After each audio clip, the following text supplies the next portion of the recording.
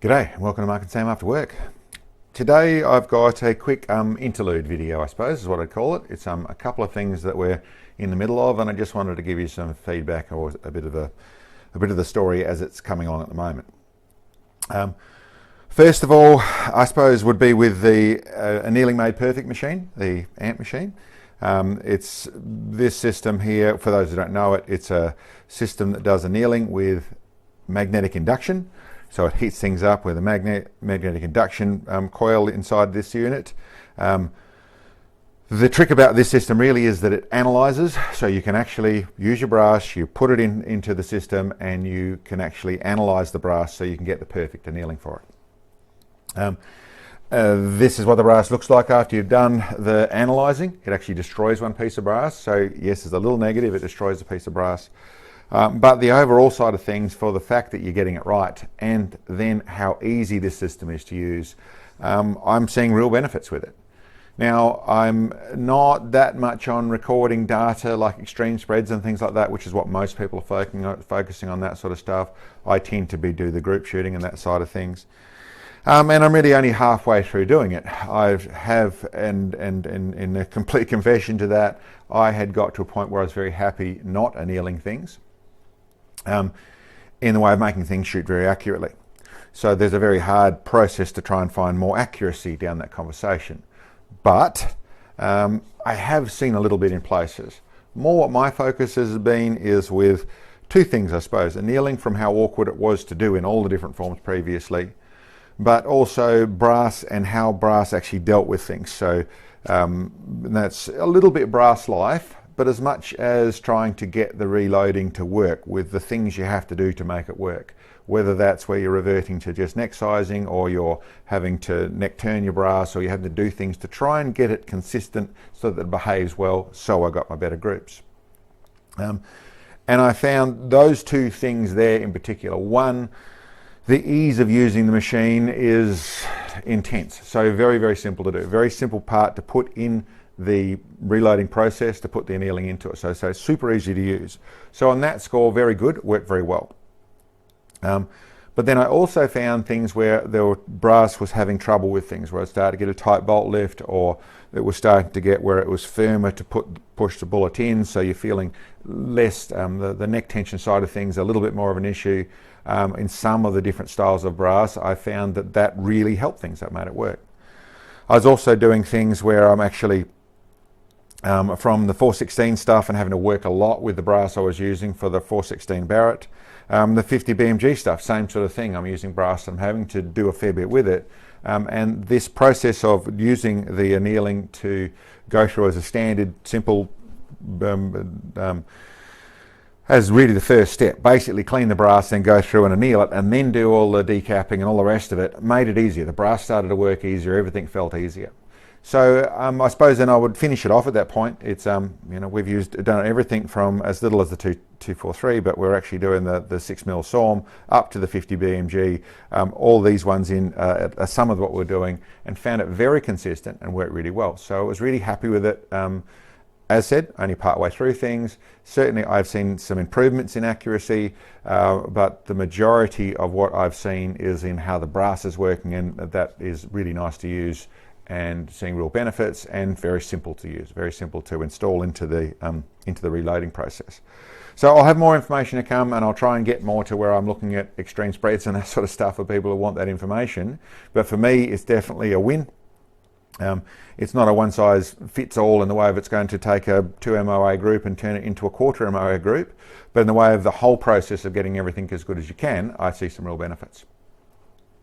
So the other conversation is with the choose your own caliber, or choose your caliber. So that's the one where I put forward a suggestion that if people were interested, put their names down on comments on calibers they'd like to see, with in mind that they are interested in investing a little bit into a donation, a sponsoring, or whatever you want to call it, where they're putting a little bit of money to be able to help us build that rifle so they can see it shoot, so they can get information about what we did with that sort of stuff, and they can, whether it's just they want to see that caliber used, or they want information, or any of that sort of stuff was a way to be able to do that, where we could afford to get help to build different rifles, put different calibers together.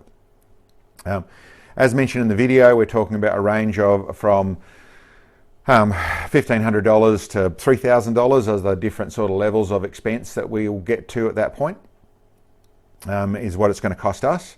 And so we were looking at really whether it's 10 or 15 or 20 people putting in $100 or $150 or whatever it is, so that then their money goes towards that build. We do that build, and then they get some extra information. The channel in general will get a fair bit of the information like normal, but they get some extra bits and pieces of the information out for reward for helping, and they get to the reward of helping us build something that they were part of. So a bit of a community sort of effort.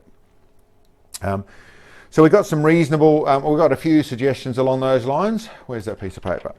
Of the most popular ones I could see there,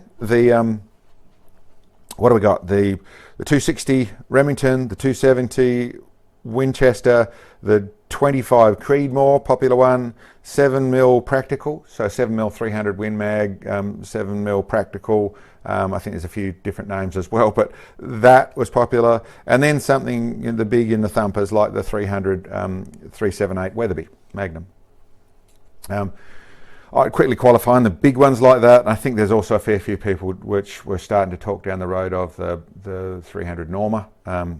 And then there's some of the Allen Magnums and some of the other big ones that are all Lapua bolt face. With the Lapua bolt face side of things, where that would be an expensive proposition.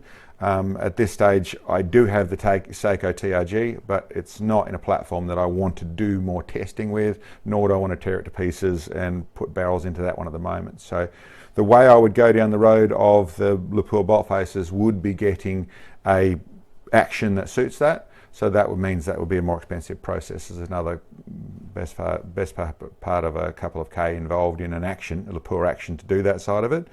But maybe that would be a combined effort over a few calibers. And I suppose I'll get into a strategy I've got to try and make this work. My thoughts is what I'll do is on our web store is put in in the support bit page, put in a caliber support. So that means, let's say it's the 270 Winchester. That will be something that you can purchase a bit of. And my thoughts are to probably, that's around the $150 a bit, $100 US. So I'll work out a number around that sort of stuff, which means that if we get, for that sort of caliber, if we get really 12 to 15 of, we've got to go, and then we can go and get a load of bits and pieces, build it. We put it in an action that we have here and a chassis that we have here and do that side of things. But we get the barrel, the brass, the dies, the bullets, all the bits and pieces, so we can then use those funds to build that, go out and shoot it and make it work. And as said with that, then there's going to be some extra information that the people who've done that, they're going to get from that, but we all get to actually see how that works, and it's something that doesn't have to come out of my pocket. It comes out of, it's funded by the channel to be able to do that side of things. And I have a couple of thoughts about how to do that. I could put them on as a stock limit, which says, okay, there's 15 bits or there's 20 bits or whatever suits that budget, is one way I could do things. And I'm willing to listen to suggestions. My thought was that sort of thing is really to leave it as open-ended, so that people can put in if they want some of that information as well. But more to the point is, if we get more, if we get 20 people do that, and that ends up where there's a spare $500 or a spare $1,000 out of doing that we can put somewhere else, then we can be in contact with those people and say, listen, there's more than the money there. Is there a caliber you're interested in? And suggestions. So it's not just us taking it willy-nilly and using it wherever we want. It means that you have a little bit of control or a little bit of feedback to go with that side of things. And that's the other thing that's going to happen. If you buy one of those bits, then your name goes into that.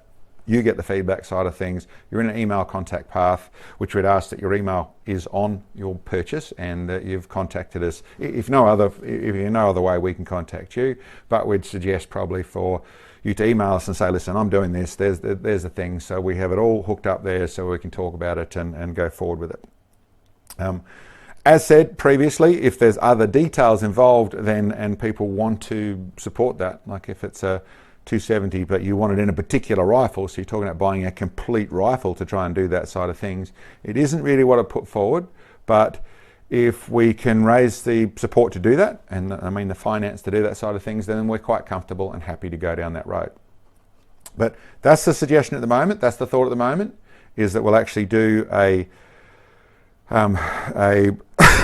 caliber, and at the moment those 5 are the ones we're putting on there.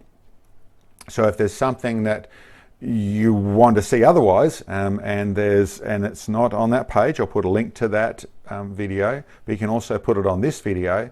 If there's something you want to see and there's enough support to it, then we'll turn it into that. We'll just go step by step. This is not something we're planning on doing once only. This is something I'd like to move forward and continue forward, and we'll get done what we can get funded for. And that also includes that if even though there's all these have more than 10 or 12 or that sort of number who've said they're interested, but if we get to where even though there was 12 people said they're interested, only 2 people put money into it and 2 people put money into something else, then we'll talk to those people and say, listen, this is what's happened, this is where we're at, would you like to know this, would you like to see this caliber as well? Hopefully not. Hopefully it's a good idea and it works forward, and people put their money where their mouth is, and that hopefully works on a give and take side of things as far as you are concerned, as well as we are. Anyway, that's about what I can tell you. So that's my plan. That's something that I'll go ahead and do this week. I'll see what the comments say and what people are talking about and that sort of stuff, but that's my plan for the moment. If you have suggestions, for sure, it's not an open-ended thing. We're not going to do everything that we're asked, but I'm trying to come up with a way which I think gives you good feedback and a moderate amount of control in that situation, and like I said, being part of helping us do this stuff and create more content and things that you want to see. And as for the Annealing, like I said, there's more stuff we're going to come back to with this. We're going to go across further in more detail. I've really had a season of pushing the boundaries on from the 300 PRC to the 416 to the 6mm. A lot of waiting for bullets and things involved in that sort of stuff as well. Still waiting for the 300 rum was another one that went really well. The Annealing certainly worked nicely with that. We've run the 250 grain A-tips. We're patiently waiting for customs as the hang up over here at the moment for the 245 burgers, so we can actually test those. But I'd have to say the process of pushing the boundaries and figuring things out, this machine has really helped us with. So for me, it's a thumbs up. We've got more testing to come, and really I know there's no negatives apart from it's a fairly expensive thing. But in the way of what it's done, it sort of converted me a little bit to being an annealer, where I was sort of a little bit, it's not worth the fuss, you don't get enough out of it. So yeah, it's good. It's worked well. Anyway, guys, I hope that was informative. I hope that there's some good ideas and we can do stuff with the caliber side of things with a bit of channel support. And thanks very much for checking in on us. Catch you next time.